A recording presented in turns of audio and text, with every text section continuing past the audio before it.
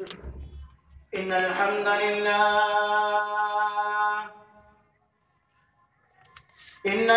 لله نحمده ونستعينه ونستغفره ونعوذ بالله من شرور أنفسنا ومن سيئات أعمالنا.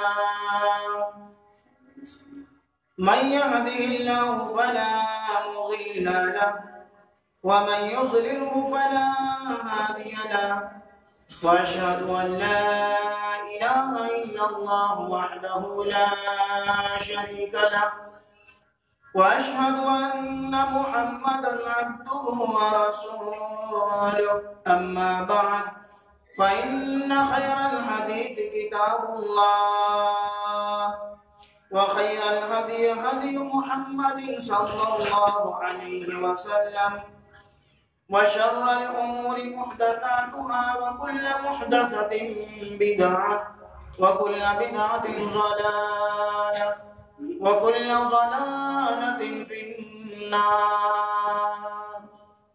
فأعوذ بالله من الشيطان الرجيم. بسم الله الرحمن الرحيم. قاف والقرآن المجيد، بل عجبوا أن جاءهم منذر منهم فقال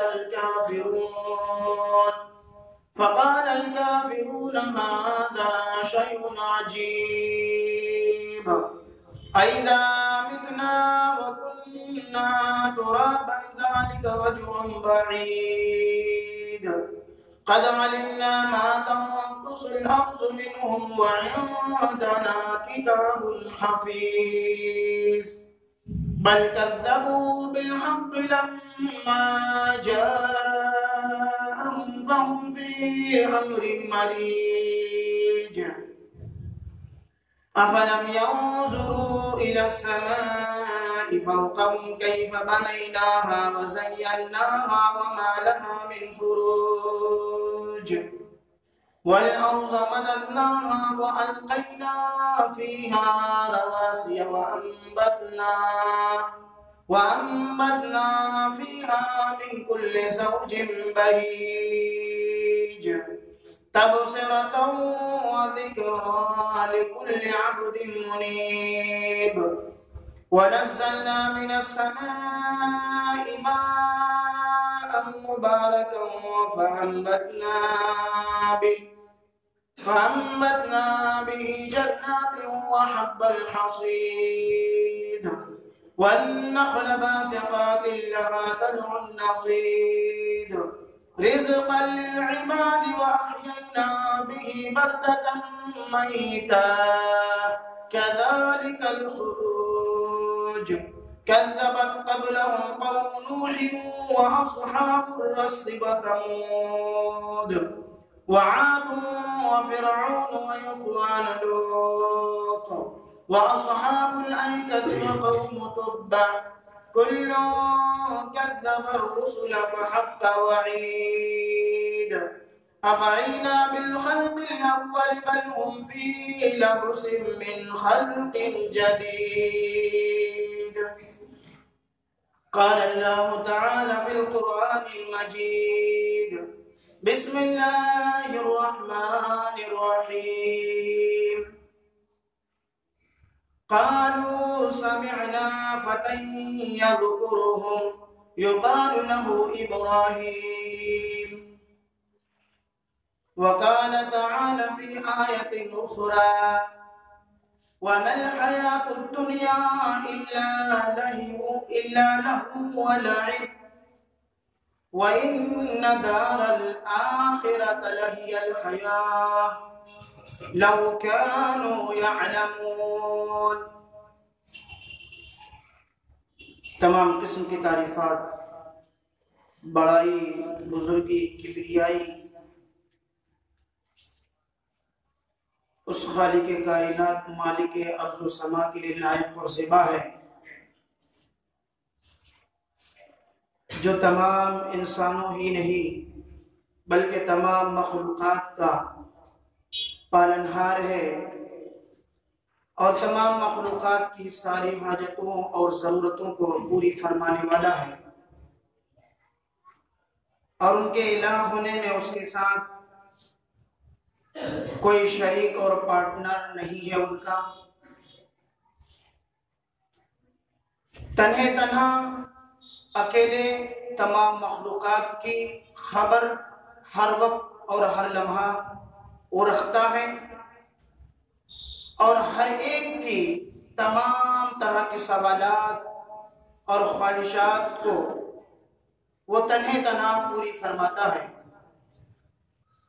بعدہ درود و سلام نازل ہو ان تمام انبیاء اکرام علیہم السلام پر، بالخصوص ہمارے آخری نبی جناب محمد رسول اللہ صلی اللہ علیہ وسلم پر، جنہیں اللہ رب العالمین نے ہماری رشد و ہدایت کے لیے یا پوری انسانیت کی رہنمائی کے لیے اس دنیا کے اندر معلم بنا کر کے اللہ رب العالمین نے مبعوث فرمایا، اور انہوں نے اس دنیا میں آ کر انسانوں کو انسان بنایا، حق کو حق کی دلائل کے ساتھ پوری دنیا کے سامنے واضح کیا، جو باطل طاقتیں تھی، جو شکوک اور شبہات تھے، ان کا قلع قمع دنیا سے کیا۔ اور الحمدللہ آج ہمارے سامنے اسی انبیاء جو ہمارے وہ آخری ان نبیوں میں سے جو آخری نبی جناب محمد رسول اللہ صلی اللہ علیہ وسلم ہیں، آپ پر اللہ رب العالمین نے قرآن کریم جیسی مقدس کتاب کو نازل فرمایا، اور یہ کتاب ہم لوگوں کے لیے سیدھے راستے پر چلنے اور ناحق کو ناحق سمجھنے کے لیے یہ قرآن اور اس کی تشریح حدیث کی روشنی میں اب اس وقت ہمارے لیے کافی ہے۔ اور الحمدللہ گزشتہ خطبے کے اندر بھی آپ نے نوجوانوں کے تعلق سے خصوصی چند باتوں کو آپ نے سماعت فرمایا، اور الحمدللہ آج کا جو خطبہ جمعہ ہے خصوصی طور پر نوجوانوں ہی کے لیے چند نصیحتیں اور ان کے مشکلات کا حل ہے۔ خصوصی طور پر نوجوانوں کو اپنے بیانات میں انتخاب کرنے کی وجہ بھی یہی ہے کہ ہر قوم جن کے اندر ترقی ہوئی ہے، ان کے اندر اگر کسی کا رول ہے، کسی کی جدوجہد اگر نہیں ہے تو وہ نوجوان ہی ہے۔ گویا کہ قوم کو عروج تک پہنچانے والا بھی نوجوان ہے، اور ان کو گہرے کھائی پر گرانے والا بھی نوجوان ہی ہے۔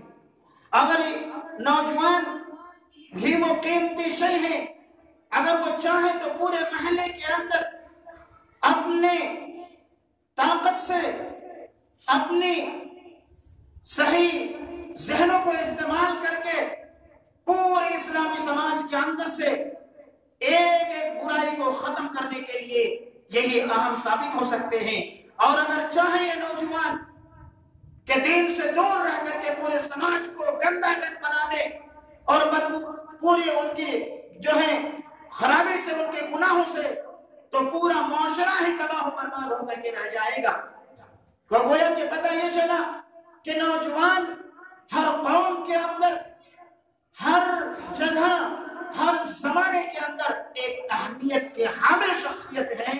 اگر نوجوانوں نے اپنے اندر اصلاح کر لی، اگر نوجوانوں نے اپنا راستہ چن لیا، انتخاب کر لیا، تو پھر اس کو ترقی سے، کامیابی سے، معاشرے کو صالح بنانے سے کوئی دوسری چیز آڑ نہیں ہے۔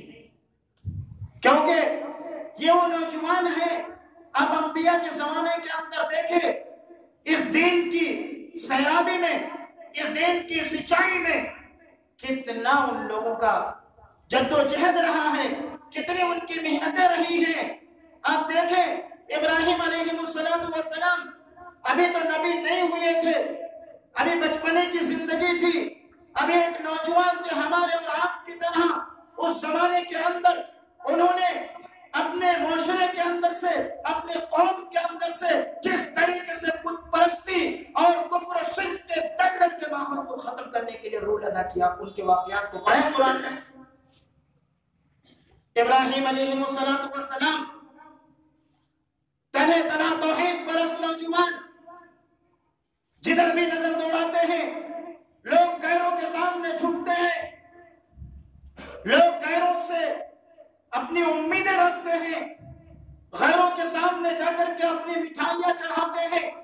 ہونا تو یہ تھا کہ تمام لوگ اللہ سے اپنے تمام حاجتوں کا سوال کرے، لیکن لوگ اللہ کو چھوڑ کر کے غیروں کی پوجا کر رہے تھے۔ ایک دن ابراہیم علیہ السلام کو موقع ملا، سارے لوگ میلے میں جا رہے تھے، ان کے والد آزر انہیں بلاتے ہیں کہ چلو ابراہیم تم تہوار میں نہیں جاؤ گے۔ ابراہیم علیہ السلام ایک ان کے ساتھ چال چلتے ہیں اور کہتے ہیں انا سقیم، میں بیمار ہوں، میری طبیعت ناساز ہے، مجھے اچھا لگ نہیں رہا ہے، آج میں آپ کے تہوار میں نہیں جاؤں گا، آج میں گھر ہی کے اندر رہوں گا، آپ لوگ جائیں اپنا تہوار منائیں۔ حضرت ابراہیم علیہ السلام اپنے گھر میں رہتے ہیں، پورے قوم کے سارے افراد میلے کے اندر جاتے ہیں، بتوں کے سامنے جھکتے ہیں، وہاں پر خوشیاں منا کر کے اپنے گھروں کو لوٹتے ہیں۔ حضرت ابراہیم علیہ السلام کو اچھا موقع ملتا ہے، قوم کو سمجھانے کے بعد جب وہ نہیں سمجھتے ہیں تو ان کے پاس یہ کہ آخری منصوبہ تھا کہ ان کے ساتھ کچھ چال چلتے ہیں تبھی ان کو بات سمجھ میں آئے گی۔ کلاڑی اٹھایا، کندھے پہ لیا، گیا بت خانہ، سب کو توڑ پھوڑ کر کے ملیا میٹ کر دیا۔ ایک جو بڑا بت ان کا بنایا ہوا تھا اس کے کندھے پر انہوں نے کلاڑی لٹکا دیا، چل دیے۔ آج مورتیوں کے سامنے جھونکنے کا دن تھا ان لوگوں کے لیے، آج پھول چڑھانے کا دن تھا، آج ان سے کچھ امیدیں مانگنے کا دن تھا، آج ان کے سامنے مٹھائی چڑھانے کا دن تھا۔ جب وہ لوگ پورے قوم میلے سے واپس آتے ہیں اور اپنے بت خانے کے اندر داخل ہوتی ہیں، دیکھتی ہے قوم کہ سارے بتوں کو کسی نے چکنا چور کر کے رکھ دیا، تہس نہس کر کے رکھ دیا۔ آج تو ہمارے خوشی اور تہوار کا دن تھا، آج تو ہمیں یہ ہونا تھا کہ آج ہم ان کو سنوارتے، آج ہم ان کے گلے پر پھول چڑھاتے، آج ہم ان کے سامنے مٹھائیاں رکھتے، آج ہم اپنی خواہشات کی مانگ ان سے کرتے۔ لیکن کس نے ایسا برتاؤ کیا؟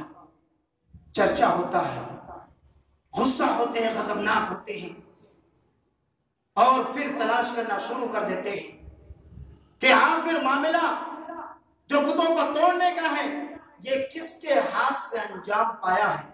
پتہ کرنے کے بعد کچھ نوجوانوں نے کہا فقالوا سمعنا فتى يذكرهم، ان لوگوں نے کہا ہم نے ایک نوجوان کو سنا ہے، ایک نوجوان سے سنا ہے کہ ان بتوں کا تذکرہ کر رہا تھا کہ تمہیں رب نے پیدا کیا، تمہیں رب کی عبادت کرنی چاہیے تھا، رب نے تمہیں پیدا کیا، تمہیں جھکنا رب کے سامنے تھا، رب تمہاری ساری حاجتوں کو پوری کرنے والا ہے، تم ان سے کیا مانگتے ہو؟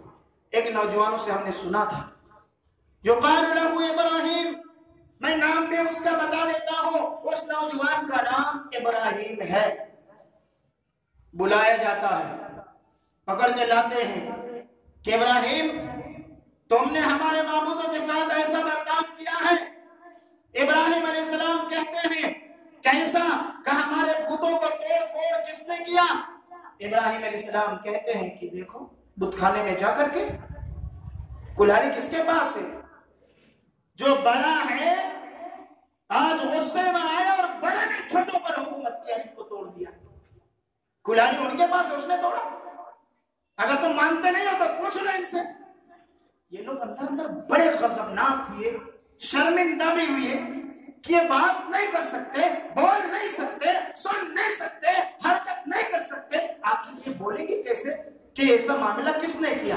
ابراہیم علیہ السلام سے کہا کہ ابراہیم تم جانتے ہو، سمجھتے ہو کہ یہ بت بولتے بھی نہیں ہیں، سنتے بھی نہیں ہیں، حرکت بھی نہیں کرتے ہیں، آخر تم ایسا کیوں کہتے ہو گستاخ کہ تم ان سے پوچھ لو ان کے ساتھ ایسا کس نے کیا ہے۔ ابراہیم علیہ السلام نے کہا میں تو یہی کہہ رہا ہوں، جب یہ بول نہیں سکتا ہے، یہ سن نہیں سکتا ہے، یہ حرکت نہیں کر سکتا ہے، یہ تمہاری خواہشوں کو پوری کیسے کرے گا؟ یہ نفع اور نقصان تمہیں کیسے نفع نقصان کا مالک ہو سکتا ہے؟ یہ تمہارے نفع نقصان کا مالک نہیں ہے۔ ایک رب کے سامنے جھکو، اس رب کے لیے عبادت کرو، اسی سے اپنے سوال رکھو، اسی کے سامنے اپنا سوال رکھو، جو مانگنا ہو اس رب سے مانگو، اس کے سامنے جھک کر کے تمہارا کچھ فرق پڑنے والا نہیں ہے۔ تو دیکھا آپ نے ایک نوجوان کا رول کتنا رہا پورے سماج کے اندر، پورے قوم سے ٹکر لینے والا۔ اگر کسی نے قوم کو للکارا، اگر کسی نے بادشاہوں کو للکارا، تو اکیلے ایک نوجوان نے للکار کر کے رکھ دیا۔ اور آج ہمارے نوجوانوں کے اوقات دیکھی، ادھر ایک جانب ابراہیم علیہ السلام پورے شرک کے ماحول کو ختم کرنے کے لیے اکیلے ابراہیم علیہ السلام نظر آتے ہیں، اور آج مسلمانوں کے اندر پورے امت مسلمہ کے نوجوان ہونے کے باوجود ہم سب جو ہیں برائی کے اندر ملوث نظر آتے ہیں۔ کتنا بڑا فرق ہے۔ ابراہیم علیہ السلام کی وجہ یہ تھی، انہوں نے اللہ کے نبی، اللہ رب العالمین کے قرآن کی آیتوں کو، اللہ رب العالمین کے حکمت کو پیدا کرنے کی تخلیق کو انہوں نے سمجھا، تخلیق کے مقصد کو انہوں نے سمجھا تھا کہ اللہ نے ہمیں پیدا کس وجہ سے کیا ہے، اللہ نے ہمیں دنیا میں کس وجہ سے بھیجا ہے، یہ دنیا کیا ہے، کیا ہماری اصل زندگی کون سی ہے۔ انہوں نے اچھے طریقے سے سمجھا تھا اس چیز کو، جس کو اللہ رب العالمین نے کہا وَمَا الْحَيَاةُ الدُّنْيَا إِلَّا لَهْوٌ وَلَعِبٌ، کہ دنیا میں زندگی تماشا اور کھیل کے سوا کچھ بھی نہیں ہے۔ جس دنیا میں ہم نے دل لگایا ہے، جہاں پر ہم کھیل کود رہے ہیں، جہاں پر کاروبار کر رہے ہیں، بڑے بڑے کوٹھیاں اور بنگلے بنا رہے ہیں، یہ صرف کھیل اور تماشے کی جگہ ہے، ان کے علاوہ اور کچھ نہیں ہے۔ بلکہ اللہ رب العالمین نے کہا وَإِنَّ الدَّارَ الْآخِرَةَ لَهِيَ الْحَيَاةُ، کہ آخرت کی زندگی ہی حقیقت میں اصلی زندگی ہے۔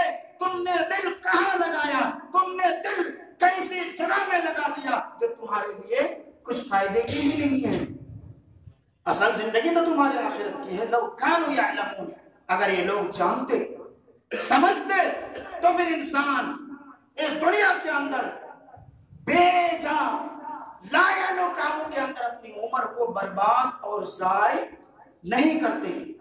اور دیکھیے ابراہیم علیہ السلام ہی نہیں، اس جیسے سینکڑوں نوجوان ہیں جنہوں نے اپنے اپنے دور کے اندر کام کیا۔ اس زمانے کے اندر باپ بھی ایسے ہوتے تھے جو بیٹوں کو اس قسم کی وصیت کرتے تھے کہ میرے موت کے بعد تم لوگ کیا کرو گے۔ لقمان حکیم نبی تھے، اللہ رب العالمین کے ایک نیک اور صالح ایک بندہ تھا جس کا ذکر اللہ تعالیٰ نے باقاعدہ قرآن میں کیا۔ نیک ہونے کی کتنے فائدے ہیں نیک ہونے کے، اللہ رب العالمین ان کا ذکر اپنے عرش کے پاس فرشتوں کے سامنے کرتا ہے۔ اور جب قرآن کے نزول کا زمانہ تھا اس وقت باقاعدہ قرآن کی آیتیں ان لوگوں کے متعلق اتار دیتا۔ اور آج بھی جو بندے نیک ہوتے ہیں، جو اچھے کام کرنے والے ہوتے ہیں، ان کا تذکرہ اللہ رب العالمین اپنے عرش کے پاس فرشتوں کے سامنے فخر کرتے ہوئے کرتا ہے، آج بھی کیا جاتا ہے۔ دیکھیں لقمان حکیم نے اپنے بیٹے سے کیا وصیت کی تھی، اور اس وصیت کے اندر ہم نوجوانوں کے لیے کون سی راز چھپی ہوئی ہے۔ انہوں نے کہا، لقمان حکیم نے اپنے بیٹوں کو نصیحت کرتے ہوئے کہا یا بنیا انہا، اے میرے بیٹے، اگر تمہارا عمل، تمہارا خیر، تمہاری نیکی، تمہارا ثواب، تمہارا اجر تکو مسکال خردل فی الصخرۃ فتکن فی صخرۃ، اگر تمہارا ثواب رائی کے دانے کے برابر ہو، فتکن فی صخرۃ او فی السماوات او فی الارض، چاہے وہ کسی چٹان پر ہو یا وہ آسمانوں میں ہو یا زمین کے اندر کہیں پر بھی، ایک نیکی کتنے بڑی ہو، رائے کے دانے کے برابر ہو، یاتی بہا اللہ، اللہ رب العالمین اس رائے کے دانے کے برابر تمہارے خیر کو نکال کر کے لائے گا اور اپنے سامنے حاضر کرے گا۔ ان اللہ لطیف خبیر، یقین مانو انسان و اللہ رب العالمین بارک بھی خبر رکھنے والا ہے۔ کیا پتا چلا؟ اپنے باپ بیٹے کو نصیحت کیا کر رہے ہیں کہ کسی بھی نیکی کو، کسی بھی نیکی کو، کسی بھی بھلائی کو، کسی بھی خیر کو تم حقیر نہ سمجھنا، چاہے تم زمین کے کسی کونے میں خیر کر رہے ہو، اللہ رب العالمین اس سے باخبر ہے، اور یہی چھوٹی سی نیکی، ایک چھوٹا سا کام اللہ رب العالمین کے جانب پاس جب تم حاضر کیے جاؤ گے، یہی ثواب تمہارا کام آنے والا ہے اس دن قیامت کے۔ اور کہا یا بنیا، اے میرے پیارے بیٹے، اے میرے لاڈلے، اے میرے لخت جگر، اقم الصلاۃ، میرے موت کے بعد تم لوگ نماز قائم کرتے رہنا۔ ابھی میں پوچھتا ہوں، میری زندگی ہے، میں تم لوگوں سے خبر لیتا ہوں، تم نے ظہر کی نماز پڑھی یا نہیں، عصر کی نماز پڑھی یا نہیں، مغرب پڑھی یا نہیں پڑھی، عشاء پڑھی یا نہیں پڑھی، تم نے فجر کے لیے بستر کو چھوڑا یا نہیں چھوڑا، میں اپنی زندگی میں تو پوچھ لیتا ہوں، لیکن ہمارے موت کے بعد، میرے وفات کے بعد تم سے کوئی سوال کرنے والا نہیں ہوگا۔ اللہ رب العالمین تمہارے اعمال کو دیکھتا ہے۔ اقم الصلاۃ، نماز کو قائم کرتے رہنا۔ وَأْمُرْ بِالْمَعْرُوفِ، اے میرے پیارے بیٹے، لوگوں کو بھلائی کے حکم دیتے رہنا، وَنْهَى عَنِ الْمُنْكَرِ، اور لوگوں کو برے کام سے، غلط کاموں سے روکتے رہنا، وَاصْبِرْ عَلَى مَا أَصَابَكَ، سن لو، نماز پڑھنے میں، بھلائی کا حکم دینے میں، برائی سے روکنے میں، اس راستے پر، دین پر چلنے میں تمہیں جو آفتیں آئے، پریشانی آئے، تم ان آفتوں پر، پریشانی پر صبر کرتے رہنا۔ اِنَّ ذَلِكَ مِنْ عَزْمِ الْأُمُورِ، اگر تم نے ایسا کر لیا تو یہ بڑے حوصلے، بڑے ہمت کے کاموں میں سے ہیں۔ اگر تمہارے پاس دین پر چلنے کے ناطے آفتیں آ گئی، تم نے صبر کر لیا، تو تمہارا جو امتحان تھا اس کے اندر تم مکمل طور پر کامیاب ہو گئے، تمہیں فکر کرنے کی ضرورت اب نہیں ہے۔ آج دیکھیں، کاروبار میں جب ہم جاتے ہیں کتنا خیر کرتے ہیں، جھوٹ بولتے کس طریقے سے ہیں۔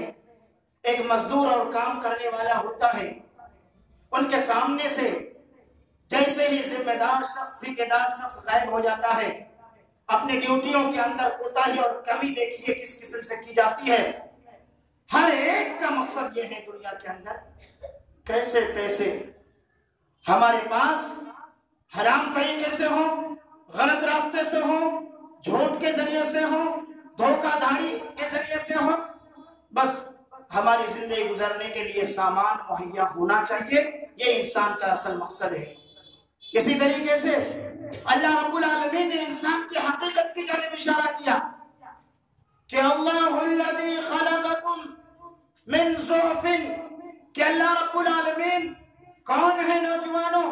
آج اللہ نے تمہیں اپنے جسم کے اندر طاقت دیا، تمہارے ہاتھوں میں قوت دیا، اور تم کو خوب تندرست بنایا، پیروں میں تمہاری توانائی ہے، آج تم سمجھتے ہو اپنے آپ کو بہت بڑا ترن خان ہو، یہ سمجھتے ہو کہ ہم فجر کی نماز نہیں پڑھیں گے، ہمارے پاس کوئی جگانے والا نہ آئے، ہماری نیند میں کوئی خلل نہ ڈالے، ہم اپنے گھر کے اندر سوئے ہیں، کسی کے چہار دیواری میں ہم کسی کو تنگ کرنے کے لیے نہیں جا رہے ہیں، ہمارے پاس کیوں آؤ گے؟ ہمارا اعمال ہمارے ساتھ ہے، ہم نہیں پڑھتے ہیں، ہم جانیں گے، ہم اللہ کو حساب دیں گے، تم پڑھتے ہو وہ تمہارے لیے خیر ہے، تم کرو، ایسی ہماری سوچ ہے۔ سنو، رب کہتا ہے هو الذی، اللہ الذی خلقکم من ضعف، اللہ وہ ہے جس نے تم کو کمزوری کی حالت میں پیدا کیا، ثم من بعد ضعف قوتا، پھر کمزوری کے بعد تمہیں طاقت دیا، جس طاقت کی بنیاد پر تم فخر کر رہے ہو، جس بستر پر سوئے ہو، جس مکان کے دیوار تم بنا کر کے آرام سے سو رہے ہو، یہ طاقت، یہ نعمت، یہ صلاحیت، یہ کس رب نے دیا ہے؟ پہلے سوچ لو ایک بار۔ تم ایک پانے کی شکل میں تھے، اللہ نے اس سے تمہاری شکل و صورت بنایا، پھر تم جو بچپنے کی زندگی تھی، ماں کے پیٹ سے نکلے تھے، تمہاری حالت کیا تھی؟ تم دودھ پینے کے لیے ماں کے دودھ کے نپل کو اپنے ہونٹوں میں خود نہیں رکھ سکتے تھے، لیکن ماں نے اللہ کے حکم کے مطابق، اللہ رب العالمین کے رہنمائی کے مطابق تمہارے ہونٹوں کو پھاڑا اور پھر اللہ تعالیٰ نے اس کے ذریعے سے دھیرے دھیرے تمہیں بڑا کیا، اور آج تمہارے جسم کے اندر طاقت موجود ہے، پیروں میں قوت موجود ہے، بازوں میں قوت موجود ہے، تم فخر کرتے ہو اور ہمارے ذکر سے تم پیچھے رہتے ہو۔ پھر اللہ رب العالمین کیا کہتا ہے، ثم جعل من بعد قوت ضعفا وشیبا، اور پھر سن لو نوجوانوں، اس طاقت کے بعد رب کیا کرے گا، تمہیں پھر کمزور کر دے گا اور بوڑھا بنا دے گا، بالکل ویسے ہی جیسے چھوٹے میں تم پیدا ہوئے تھے، تمہارے پیروں میں طاقت نہیں تھی، تمہارا کمر سیدھا نہیں ہو سکتا تھا، تمہارے ہاتھ اکیلے اٹھ نہیں سکتا تھا، پھر تم کمزور ہو جاؤ گے، بوڑھے ہو جاؤ گے۔ یخلق ما یشاء، وہ جیسے چاہتا ہے ویسے پیدا کرتا ہے۔ نوجوانوں، انسانوں، اپنے حقیقت کی طرف دیکھو اور اپنے آپ کو سنبھالو۔ رب نے جس کام کے لیے پیدا کیا ہے اس کام میں اپنے آپ کو لگاؤ، رب کی نافرمانی سے بچو، رب کی اطاعت و فرما برداری میں زندگی گزارو، ورنہ جس گدے بستر پر سوئے ہو، جس مکان کی چہار دیواری کے اندر آرام کر رہے ہو، ممکن ہے کہ اسی حالت میں اللہ رب العالمین تمہاری گرفت کر لے اور تم کوئی خیر بھی نہ کر پاؤ۔ کیوں؟ اللہ کے نبی صلی اللہ علیہ وسلم نے اسی جانب اشارہ کرتے ہوئے کہا کہ تم میں سے کوئی شخص اذا اصبحت فلا تنتظر المساء، اگر کوئی شخص صبح کرتا ہے تو شام ہونے کا انتظار وہ نہ کرے، ہو سکتا ہے اس سے پہلے مر جائے۔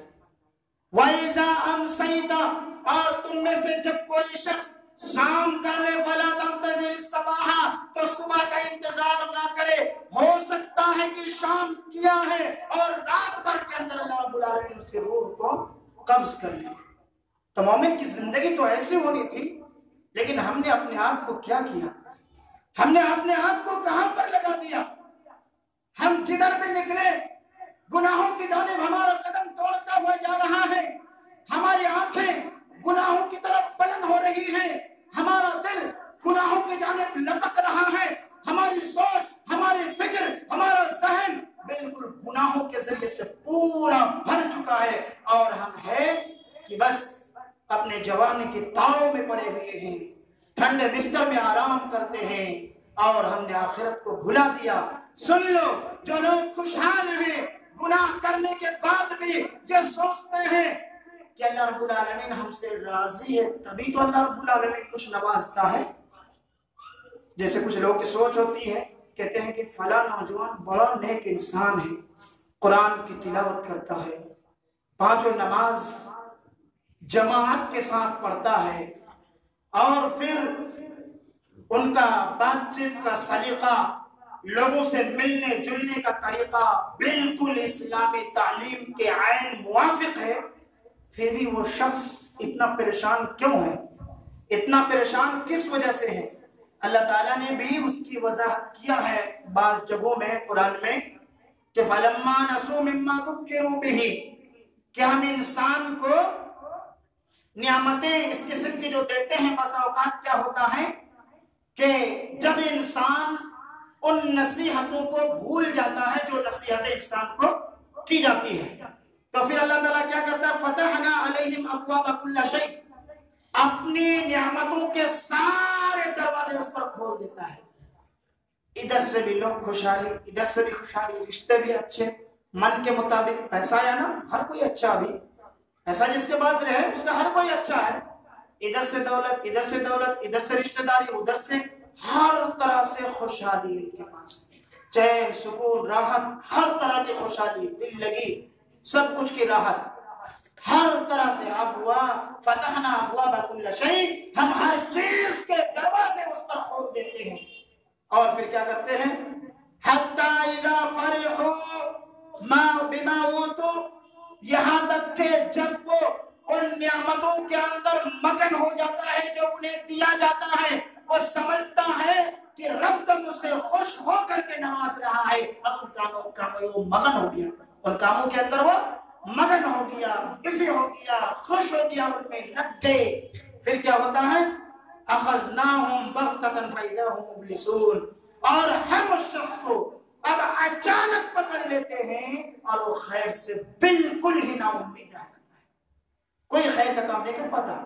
دیکھتے ہیں کتنے نبی کو دیکھیں، نبی صلی اللہ علیہ وسلم کے آخری جو 15 دن تھا کتنا درد کا، کتنا تکلیف کا رہا۔ آخری ایام سر میں اتنا درد، کپڑے باندھ کر کے رہا نہیں جا رہا تھا اللہ کے نبی صلی اللہ علیہ وسلم سے، ایسا لگ رہا تھا کہ سر پھٹ کر کے بھیجا باہر آ جائے گا، اتنا درد تھا۔ کیوں؟ اللہ تعالیٰ نیک بندوں کو، مومن بندوں کو اس دنیا کے اندر موقع دیتا ہے، چانس دیتا ہے، اللہ اکبر استغفر اللہ اور ذکر و اذکار کر کے دنیا کے سارے خطاؤں کو مٹا دیتا ہے۔ لیکن ایسے بندے جو رب سے غافل رہے، رب سے لاپرواہ رہے، شریعت سے دور رہے، اللہ رب العالمین اسے 1 منٹ کا وقت نہیں دیتا ہے خیر کرنے کا، اور اسی حالت میں بلا دیتا ہے۔ وہ بالکل گھر والے بھی سوچتے رہ جاتے، کل اچھا تھا، آج کیا ہو گیا، اچانک چلے گیا، کوئی وصیت نہیں کر پائے، کچھ کہہ نہیں پائے۔ یہ حالت ہوتی ہے، اچانک اللہ رب العالمین کی گرفت ہوتی ہے۔ اس لیے اس وقت کے آنے سے پہلے خیر کے کام کرتے رہو، اور اپنی جوانی کو، اپنی زندگی کو، اپنی عمر کو اللہ کی رضا میں گزارو۔ کہیں ایسا نہ ہو کہ جس دن تم گناہ کرو اسی دن اللہ رب العالمین تمہیں اپنے پاس بلا لے اور اسی گناہ کی حالت میں تمہیں رب سے جا کر کے ملنا پڑے۔ اللہ رب العالمین سے دعا گو ہیں، بارے اللہ یہ نوجوان جو خصوصی طور پر ہر قوم کی زور ہوتی ہے، ہر قوم کی ترقی کا ذریعہ ہوتی ہے، نوجوان جو ہر قوم کی اصلاح کا ذریعہ بن سکتی ہے، اللہ تعالیٰ ان نوجوانوں کو دین کی سمجھداری عطا فرما مولا۔ اللہ تعالیٰ نوجوانوں کے اندر خصوصی طور پر مولا دین کی محبت کو، الفت کو کوٹ کوٹ کر کے بھر دے مولا۔ اللہ رب العالمین مسلم امت کے نوجوانوں سے تیرے دین کا کام لے مولا۔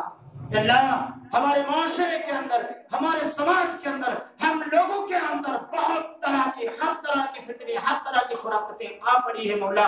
ضرورت ہے کہ کوئی خالد بن ولید پیدا ہو، ضرورت ہے کوئی محمد بن قاسم پیدا ہو، ضرورت ہے کہ آج کے زمانے میں کوئی حضرت عمر بن خطاب رضی اللہ تعالیٰ عنہ پیدا ہو۔ یا اللہ تعالیٰ ہمارے انہی نوجوانوں میں سے ایسے نوجوان تو بنا مولا جن کے ذریعے سے برائی ختم ہو جائے، اور لوگ اور امت کے لوگ ایک بار پھر نئے سرے سے دین کی طرف پلٹے، دین سے محبت کرنے والا ہو۔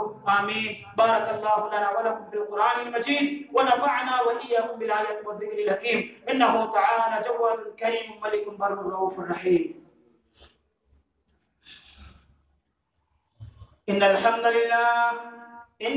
لله نحمده ونستعينه ونستغفره ونعوذ بالله من شرور أنفسنا ومن سيئات أعمالنا، من يهده الله فلا مضل له ومن يضلله فلا هادي له، وأشهد أن لا إله إلا الله وحده لا شريك له، وأشهد أن محمدا عبده ورسوله، أما بعد فأعوذ بالله من الشيطان الرجيم، بسم الله الرحمن الرحيم، إن الله وملائكته يصلون على النبي يا أيها الذين آمنوا صلوا عليه وسلموا تسليما، اللهم صل على محمد وعلى آل محمد كما صليت على إبراهيم وعلى آل إبراهيم إنك حميد مجيد، اللهم بارك على محمد وعلى آل محمد كما باركت على إبراهيم وعلى آل إبراهيم إنك حميد مجيد، اذكروا الله يذكركم وادعوه يستجب لكم ولذكر الله أكبر والله يعلم ما تصنعون۔